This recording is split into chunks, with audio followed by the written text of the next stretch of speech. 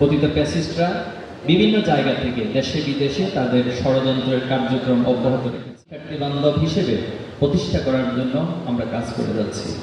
জুলাই স্পিরিটকে জাগিয়ে রাখার জন্য আমরা জুলাই এক্সিবিশন সহ বিভিন্ন আয়োজন করছি।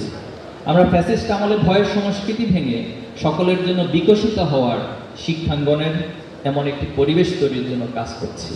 তাই নিজেদের ব্যাপক ভিত্তিক ছাত্র কল্যাণ এবং সেবামূলক কাজ নিয়ে শিক্ষার্থীদের মাঝে হাজির হওয়ার জন্য চেষ্টা করে যাচ্ছি।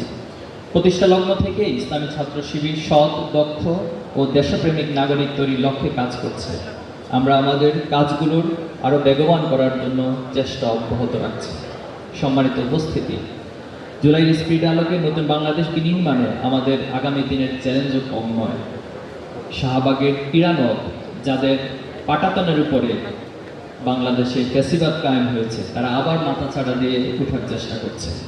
পতিত ফ্যাসিস্টরা বিভিন্ন জায়গা থেকে দেশে বিদেশে তাদের ষড়যন্ত্রের কার্যক্রম অব্যাহত রেখেছে। দেশের আইনশৃঙ্খলা পরিস্থিতি এখনো স্বাভাবিক নয়। শিক্ষাঙ্গনগুলো এখনো গণতান্ত্রিক ধারায় ফিরে আসেনি।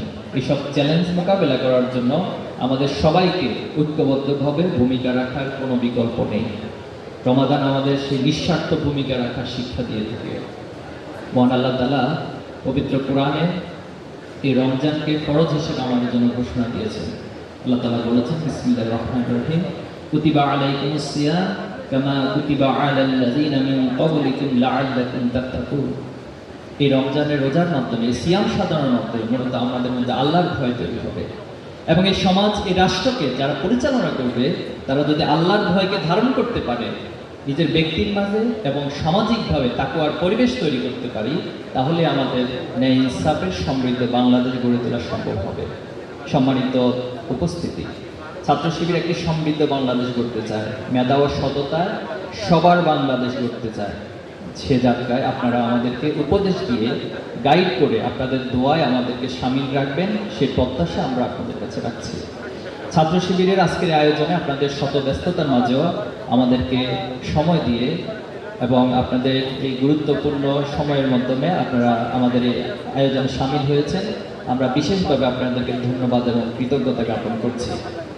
সম্মানিত শিক্ষক মণ্ডলী, জাতীয় নেতৃবৃন্দ, ছাত্র নেতৃবৃন্দ, আইনজীবী, আলেম ওলামা, ডাক্তার, ইঞ্জিনিয়ার, সাংবাদিক, কলামিস্ট, সাংস্কৃতিক ব্যক্তিবর্গ, ব্যবসায়ীবৃন্দ এবং শ্রমিক নেতা সহ যারাই উপস্থিত হয়েছেন, আমরা আন্তরিকভাবে ধন্যবাদ এবং কৃতজ্ঞতা জানাচ্ছি।